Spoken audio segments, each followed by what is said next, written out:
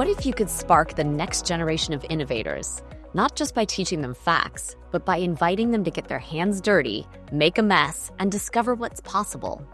For today's guest, that's not just a philosophy, it's a mission. Breakthrough really means trusting the mess, sitting in that discomfort and pushing through it till you get to a breakthrough. That was Katrina Stevens, president and CEO of the Tech Interactive, lifelong educator and champion for equity in STEM. From her early days as a classroom teacher to shaping national education policy and now leading one of Silicon Valley's most dynamic science centers, Katrina's work empowers people of all ages to be creators and problem solvers by embracing the mess of hands-on learning. I'm Kim Christfort, Chief Innovation Leader for Executive Accelerators and the Deloitte Greenhouse.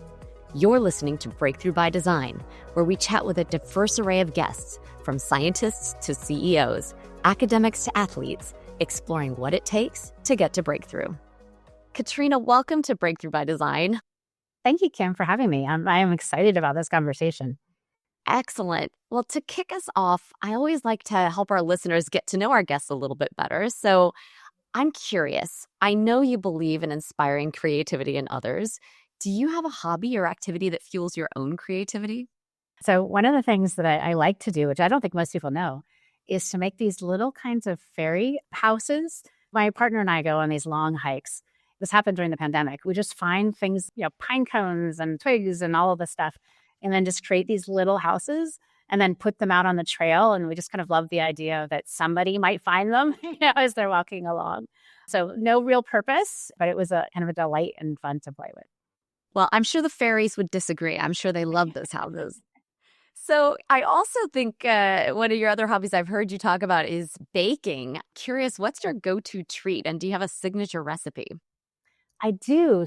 There's a 9-layer chocolate cake that I make, chocolate leaves on the top with raspberries. And that is so guilty just listening to you describe that. Yeah, that's sort of my go-to if I needed to have kind of a showstopper. So you are a baker, so you are able to take the patience and the time to actually measure out the ingredients and get to that perfect cake.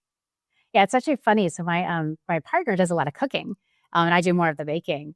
I do actually think there's more messiness in cooking. There's more forgiveness than there is in baking. That is very true. Although I will say, whether I try to bake or cook, it ends up being quite a mess usually. So I'd like to talk a little bit about your career because you've had such a fascinating span across education, from classroom teacher to then policy advisor and now to leading the Tech Interactive. And so stepping back, can you share a little bit more about that path and how your early experiences in the classroom maybe inspired and shaped where you landed today? Yeah, and I would go back and say that my classroom was my first innovation lab. When I was first started teaching, I didn't assume that someday I was going to be running a science center. So it wasn't a linear journey. And each stage was really about a curiosity. I would see another part of the ecosystem and I would want to understand it and also see if I could fix it or iterate on it and see if there's better ways to do it. That was really all around how can we improve outcomes and experiences for kids. That was a lot of my early. And that led me to kind of each step along the way. And I know with the Tech Interactive, you're really aiming to inspire the innovator in everyone. And you're doing that through hands-on engagement in science and technology. So can you talk a little bit more about how that really takes that curiosity or that desire to do it better and brings it to life, and what methods you use maybe to do that? We do this in several ways. So there are experiences when you just come to the Interactive, which is kind of our museum space. It's not your typical museum, aren't collections, and you're not learning the history of things. We have exhibits like our tech studio, which we change out all the time, and it's 100% designed to be iterative. And we don't have toolkits. It's not like, so here you come and you put the kit together, but it's more like here's a collection of fasteners, here's a collection of flat surfaces. How might you figure out how to design this challenge? And we have some people who are there for 20 minutes, and we have some people who will be there all afternoon because they are going to keep iterating and be able to create something that's even stronger. But we also do this in other ways. So we do a lot of teacher training. And one of the things that we really help teachers see is to be okay with the mess in their classrooms. And one of the best ways to do that is we have our teachers do it themselves. So they have to get comfortable with kind of doing that messy kind of piece of it before they're comfortable bringing that to the classroom.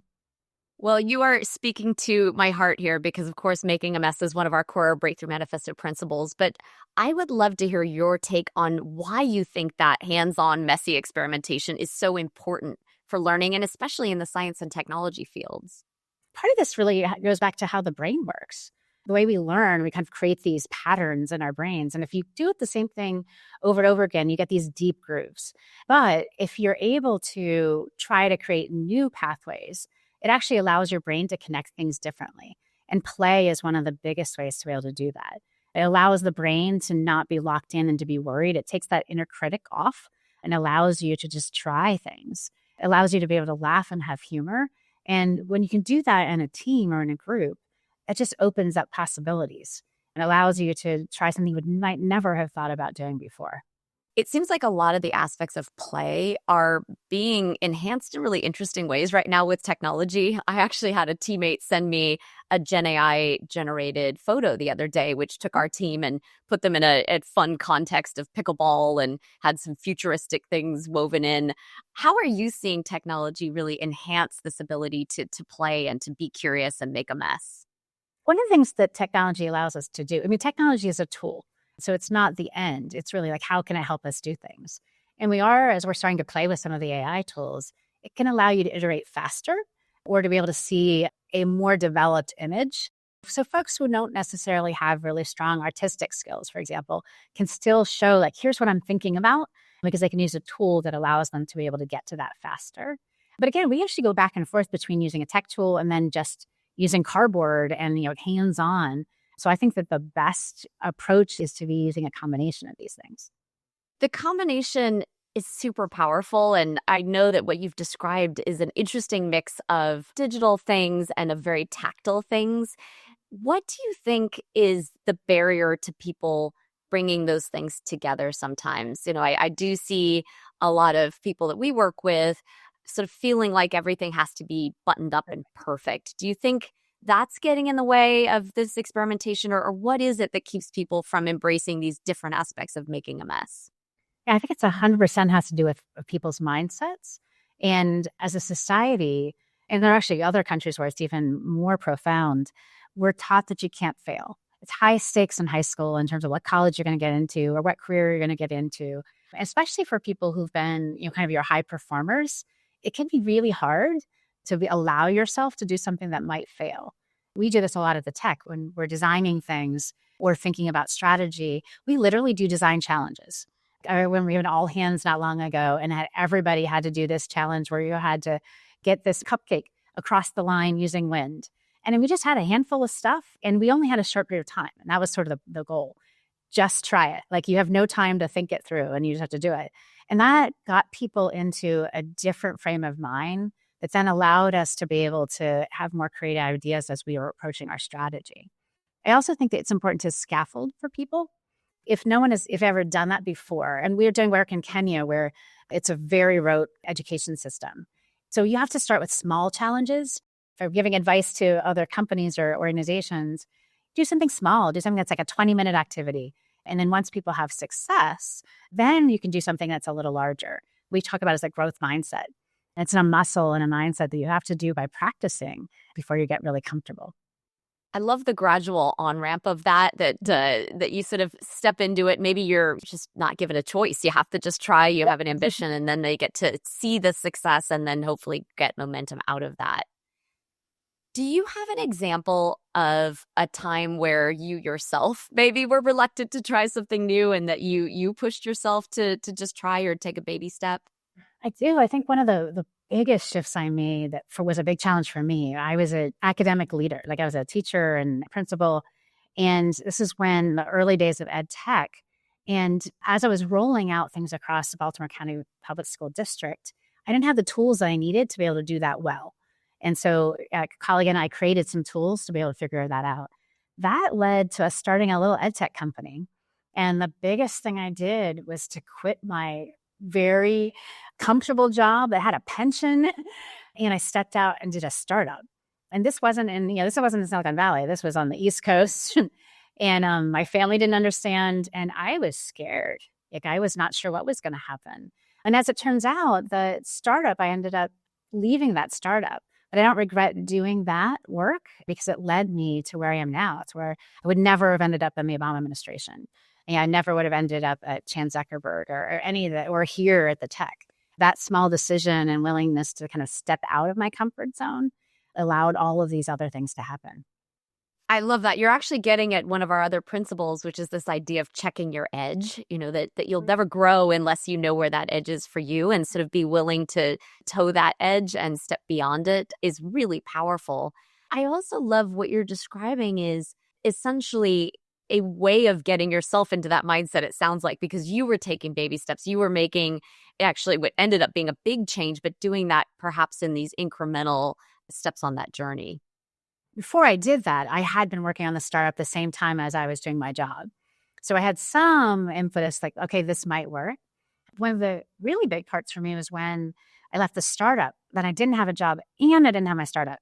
And one of my colleagues just gave me really good advice, or a friend, and said, just take all the meetings you already had scheduled. And each meeting actually led to work, and led to the journey that I was on. It was small steps. It's like, okay, I don't know what's going to happen next, but I will take this next meeting and see what that leads to. And I'll take the next meeting and see where that one goes to. You're taking this huge change and actually finding a way that you're already making progress towards that. I'm wondering how similar that is to maybe the way that you think about breaking down complex challenges where people need to innovate, because even with some of the things we're facing in the world, there is no simple solution. And so we often hear, well, it's not even worth starting. Particularly with young people, I could see that as being a potential barrier. How do you interact with your learners to break down those complex challenges and really give them perhaps some of those starting points to just begin to get momentum? This is really, I think, our secret sauce at the tech is being able to take complex problems and be able to break them down, or complex ideas, and to be able to help other people be able to do that themselves. The whole message when you come to the tech, and we have storytelling. So I do think that there's a spark component to this, which is we tell stories about innovators that look like our visitors and look like our students, where they saw something in the world and they figured out a way to be able to try to solve it. Every single story that we tell has a story about failure. They could always include okay, when did it fail and how did you recover from that? So there's the inspiration that other people have done this. And then we design our activities and our challenges so that you get to actually do it yourself and you get to immediately put yourself into that mess. One of the biggest ways we do this is something called our Tech Challenge. So it is the longest running engineering challenge in the country. We're going into our 39th year. Wow. And yes. And one of the reasons why we do that is because the challenge that we design, we test, and actually, something you talk about in your chapter, we actually test this with our stakeholders. So just yesterday, I was over at the tech, and they're prototyping next year's tech challenge, and they're testing out names and they're testing out a few things. And it's very, it's not a polished poster. It was handwritten, and kids had to put their choice in these cups. And so that allows us to be able to get that input. Then that gives us a challenge that feels like it's very comfortable and very accessible to lots and lots of kids. Now, when you get in, you start to realize oh, there's lots of ways to do this, and it's more complex, and we got to figure out this. But by then you're hooked. And kids will do this for months and months and months. And then they come, we have about 2,500 kids who will come and do a showcase and show us what they've been working on for all that time. That's incredible. Very impressive. I like what you're describing with this low fidelity way of teeing up the opportunity. It feels like that's a way to make these things more accessible. And then this idea of storytelling is intriguing as well, because you're making it real for them with real people. There's an authenticity to that. By showing that there's failure, you are actively embracing and encouraging this make a mess, and then they get to do it themselves. So you've got the full cycle of engagement happening there. Now, with this low fidelity thing balanced with technology, we mentioned that a little bit before, but I'm interested in how you yourself have brought technology into your life, because I heard you say that you were actually not a techie originally. Tech was not something that was sort of a natural part of what you did. So what brought about that shift for you? Yeah, it's true. I was not. I was the last person to get a cell phone among all my friends and colleagues. And I was an English teacher, and I believed in physical books and conversations. It was really when I started doing work in Bermuda. And so I was there for 3 years. This is also when technology was really starting to become a little more robust. And I realized that I was literally on an island, and the only way I could bring in a computer science teacher was online. So it made me realize that technology had the ability to create access and personalization. Because I've always been driven on like, how can I get more to our kids? And then I got intrigued and I started realizing, oh, that same concept would be true in the US. Like this would help us be able to get some of these, access to kids who are in our more rural areas. And being able to, if you have a kid who's passionate about something, that you can get them more information or more resources that allow them to pursue those passions.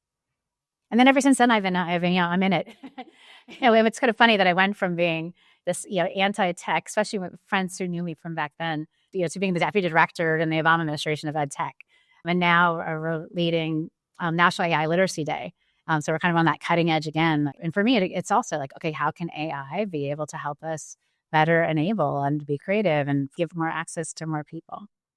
Well, and it shows your willingness, in the service of getting to this new breakthrough, this change that you're trying to make in the world, of doing what it takes and experimenting even with that. It sounds like your entry into the tech world was a bit of an experimentation to figure out, how do I get access? And by the way, I want a job on Bermuda. How do I make that happen? I didn't even apply for the job. It was a call. And I was like, do you want to go to Bermuda and help design and, they're redesign their education system and build out a new school? And I'm like, yes. So it was a really wonderful job. I love that. Well, you've talked a little bit about your sort of bold steps to be an entrepreneur, to do some experimentation outside of the traditional path potentially you could have taken in your career. I'm interested if you have other examples of you stepping into the uncertainty and being willing to take on the risk of failure in order to get to something new, to get to your own version of breakthrough. I think that the last 5 years have given us some of that opportunity. The pandemic changed a lot. It was almost like a world's you were experimenting. At the tech, we didn't have a digital presence. You couldn't even buy a ticket online. And so while we were closed, it actually gave us the ability to start thinking around being able to create tech at home and tech on casa. And so being able to, like, how do we take the resources and the things that we do? How do we put it in a different format? Our tech challenge was 5 weeks away when the pandemic hit. And so these kids have been working for months and months and months. And the team had to figure out we could have just canceled it. Everybody else canceled their events. And we figured out how to do it on Zoom. We worked with Zoom, we worked with our folks and worked with kids. And so kids still got a chance to be able to do that. We also figured, okay, if we're asking kids to be iterating all year, then we need to be able to do the same thing. If something comes our way, like, we've got to figure out how to do it. And for the next 2 years, because we weren't still able to have large gatherings, it gave us an opportunity to try sound. We were never able to do sound when you have an entire auditorium filled with 10,000 people, 2,500 kids.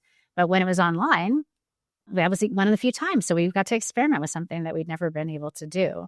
So I think it's really around, as you start getting constraints, and I actually do think that the constraints are important. I think that that's actually when you get creative. If it's completely open-ended, that's actually a lot harder. But if you have some constraints, you have to how are we going to work around that? And that enables us to be even more creative and finding really good solutions to things. I agree. I've actually always loved the expression constraints breed creativity. It is a nice forcing function. And it's interesting too, because what you're describing relates to another one of our principles that strip away everything, which is essentially about challenging your own assumptions. You had a situation, as we all did during COVID, where suddenly we couldn't deliver in the way we'd always delivered. You can't engage in person. And you could have assumed, well, then we just can't do it. It's just not possible. And instead, you took that constraint and really used it to push to a breakthrough, actually, for your organization and for the value you were able to create with your students. And some of the experiments we tried, we did virtual field trips that had huge traction then, but didn't come through after the pandemic. But then we had another program that was around bringing in, because now schools had Zoom, bringing in experts into the classroom. And that actually still had traction post-it. So some of the things we tried worked just in that moment. And then some things really didn't kind of move through. And I think that's okay. That's part of the mess. I do think one of the most important things I can do as a leader is to make sure that when our teams try something new and it doesn't work, that I say, thank you, express appreciation for trying it. And then asking the question, what did we learn from that? We can say as much as we want, hey, we want you to be iterative, we want you to try, and failure is okay. But the first time something fails, everyone's looking to you. Everyone's looking to the leader, whether it's the team leader or whether it's the leader of the organization, and going, is it really? Like at that moment, you're like, oh, I can't believe we wasted all these resources. You're going to shut down all of that creativity, moving forward.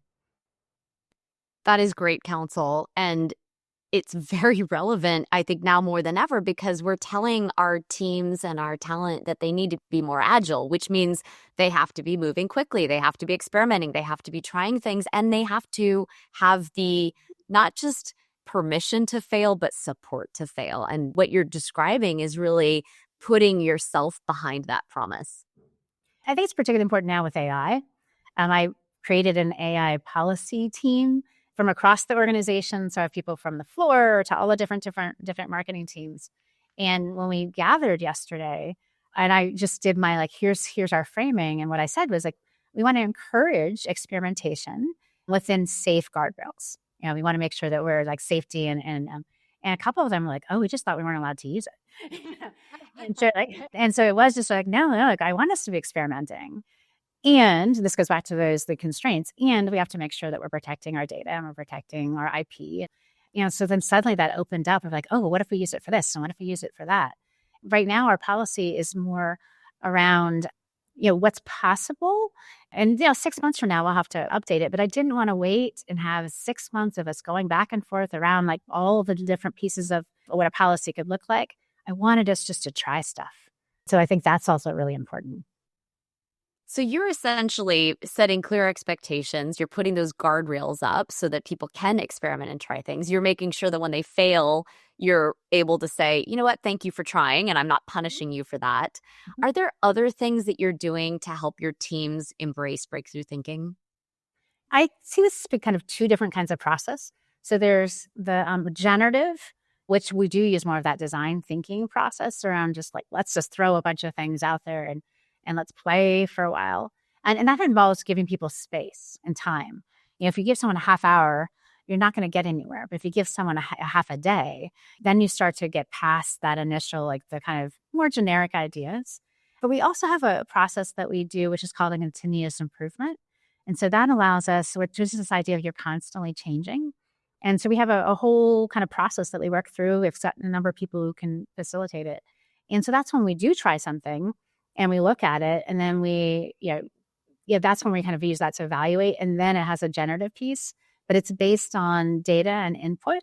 So that's something that's become more and more part of our DNA that allows, and we are also very clear, okay, is this something that's generative, or is this something where we are thinking about iterating and refining something?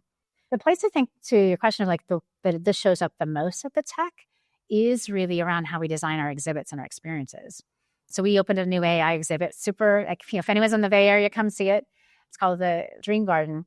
But to design it, we did all of these experiments on the floor, lots of prototyping. All of our prototyping, as much as possible, we do so that people can see it. And we want folks to know, hey, this is how you design an exhibit. It's iterative. And for our National AI Literacy last year, we had 1,000 kids who were playing with some of our experiments. And it was like tin cans kind of thing. It wasn't a high-tech stuff. If it's too polished, then people don't feel like they can't make a lot of suggestions for that. And the kids loved it. And we were able to really use in real time, get that feedback and use that to design the exhibit. And we do that a lot. When you do these new things, how do you know you're successful? What is that way of interacting or that expression you see on somebody's face? What does success look like in these experiments? There's a really good example right now. We're going to open a new exhibit that has kind of a ball machine feel to it. And what we did is for months, we had this corner where we just put up general pipes and tennis balls, and we just watched. And so we watched kids of all ages, adults, playing with it so they could move these things around to try to get a ball to move through this device. And we used that to design, something that's something more permanent. But it was the delight. And you just see their faces that they're oh, and when you get that moment of oh, I figured this out, then we build that into the final design. Amazing.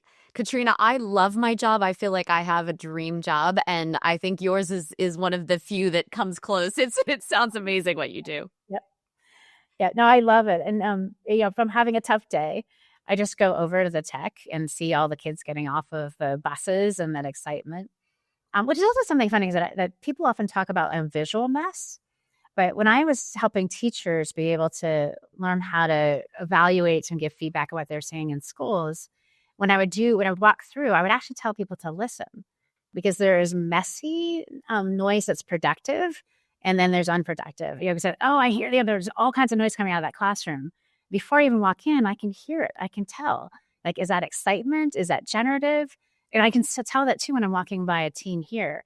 If I hear laughter and I hear this kind of even if it's loud, like that kind of productive mess, we don't need to have everything be quiet all of the time.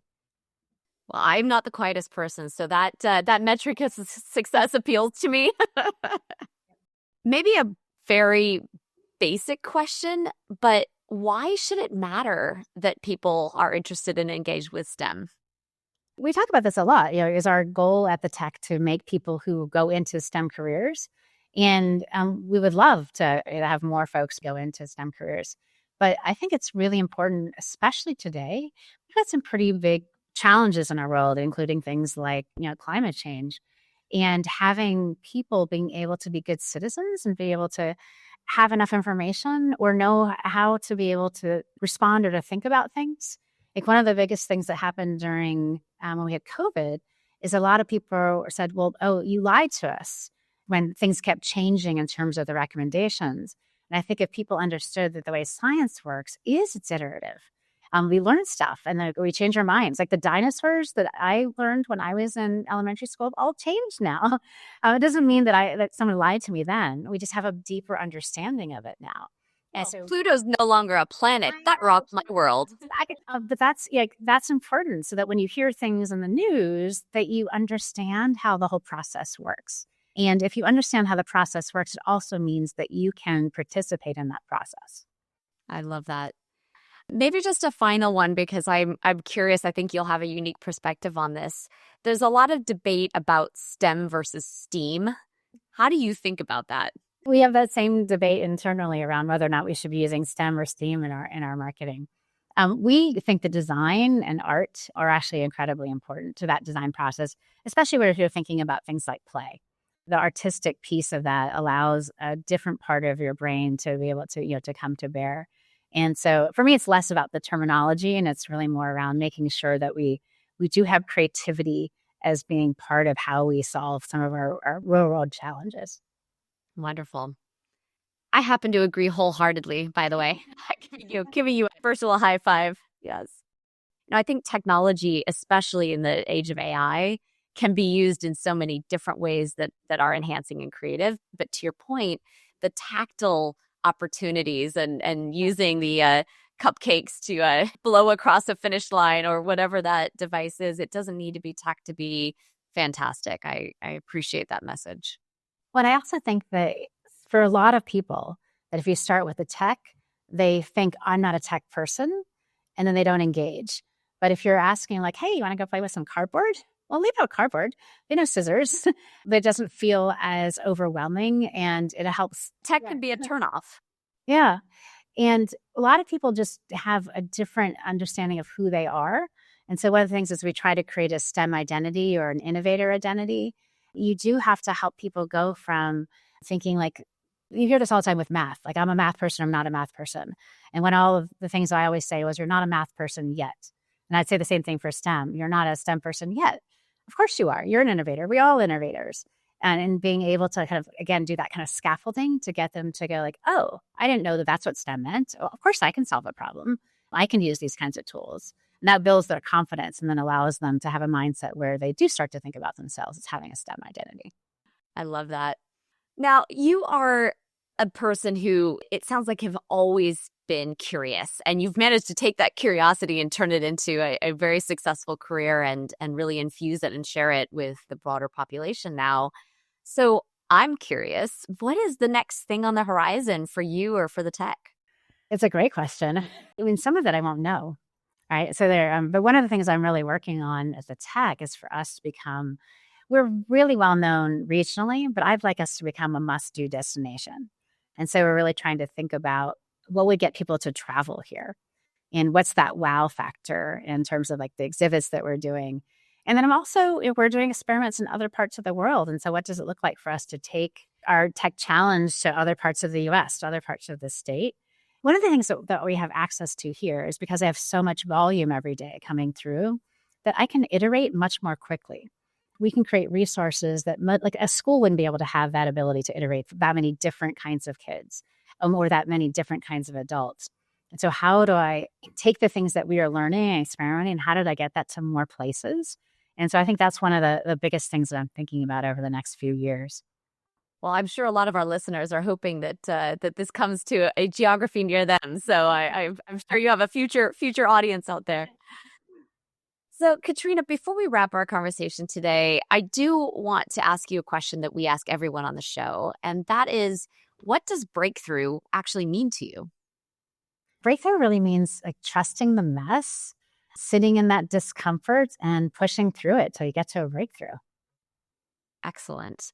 Well, this has been an incredible conversation. I'm so appreciative of the mindset you're bringing to this, the methods that you have to try to activate it. I personally can't wait to go visit the tech, and it was such a pleasure to have you with us today. Well, I would love to give you a tour. And thank you again. It was a wonderful conversation. What an energizing conversation with Katrina. Her passion for hands-on learning and fearless experimentation truly shines through. She reminds us that breakthroughs often come from embracing uncertainty and being willing to learn from the mess as we go. My favorite takeaway? Play isn't just fun. It's essential for rewiring our brains, quieting our inner critic, and opening up new pathways for creativity. When we give ourselves and our teams permission to experiment, make mistakes, and try again, we unlock possibilities we might never have imagined. If you want to learn more about Katrina and other changemakers, visit breakthroughmanifesto.com. Thank you for listening to Breakthrough by Design, where we believe everyone has the potential for breakthrough.